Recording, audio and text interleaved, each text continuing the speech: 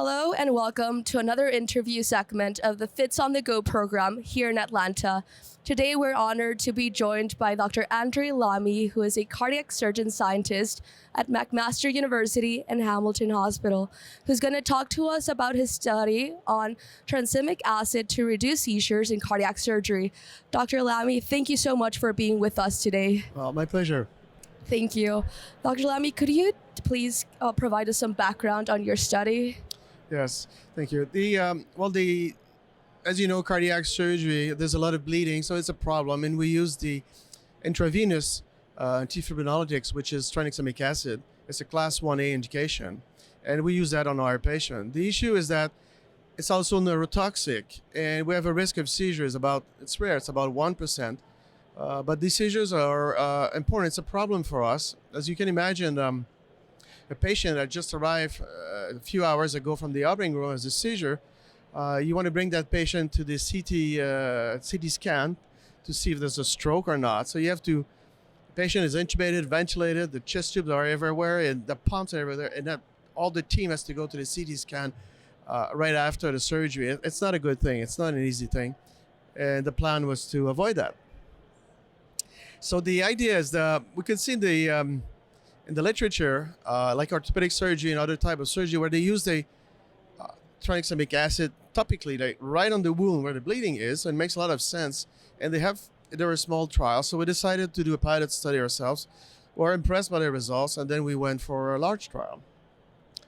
So we got funding from the Canadian Institute of Health Research for a mid-sized study, 3,800 patients. So, and we go, so it's a randomized trial, double dummy, of topical tranexamic acid, we call TXA, topical TXA versus intravenous TXA to prevent seizures, but without an excess of bleeding.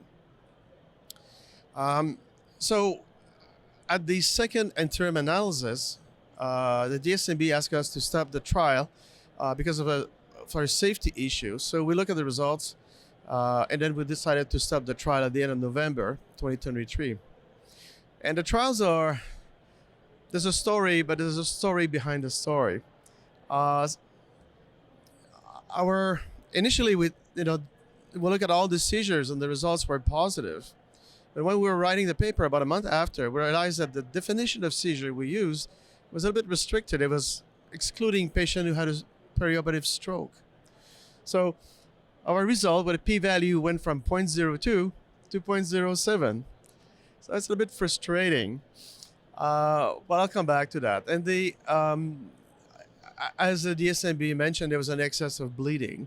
So with topical.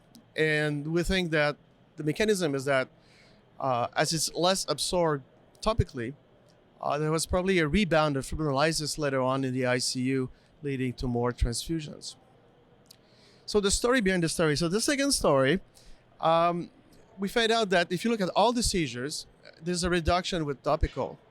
And also we found that if you use what we call closed chambers versus open chamber surgery, so it's basically cabbage versus valve surgery and variation of that, there's 65% less seizures with the cabbage rather than the valve. So the mechanism, it had never really been seen before. We knew about it, we talked about it, but we were able to prove it, and the reduction is there and it's very significant.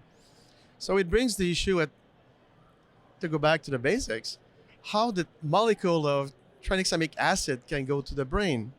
And we think that we were able to prove that is because of air embolism or stroke, which is debris embolism, that will open the blood-brain barrier, creating ischemia or whatever mechanism, letting the molecule of tranexamic acid go to the brain, and being very neurotoxic, some patient will get seizures.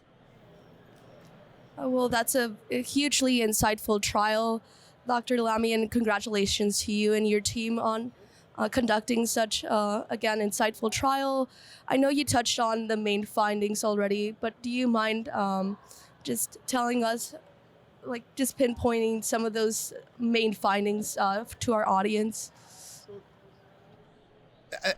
I think the main finding for me, my colleagues and the audience is that actually valve surgery are the main cause of these seizures. And the anesthesiologists are in a catch-22. They routinely want to reduce the dose of tranexamic acid to prevent seizures in the literature. But if you do that, you probably have more bleeding. So they're stuck in between. And if you look at the practice of anesthesiologists in Canada and the same in North America, the dose of TXA goes from 2 grams to 9 grams. Nobody knows exactly what it is. They have their own recipe and preference. But I think that trial will basically show to them it is a cabbage. The risk of seizure is so low, so don't worry about it. You may use more TXA. And if it's a valve surgery, do your best to de-air the heart properly, which is actually quite difficult. And probably go for a lower dose in these patients. Those are great points. And Dr. Lamy, do you mind telling us about any future directions, future studies related to your study? The way I see it is I got half of the equation right. So I know how to prevent seizures, but now we have to work on how to prevent that rebound of fibrinolysis, the rebound of bleeding. And I think that one of the issues we have is there's no testing of clinically testing of TXA level or fibrinolysis that can be used. And there's more work to be done. And I'm working with some of my colleagues in Hamilton to develop clinical tests that can be used in clinic right away by the patient to know the level of TXA and is it adequate to prevent fibrinolysis. So that's the second study. So that's where we're going right now for another pilot study, testing these new tests available and having a better strategy to prevent the bleeding.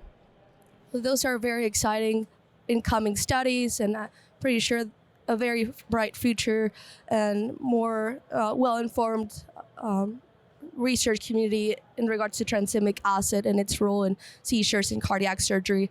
Dr. Lamy, thank you again for being with us today.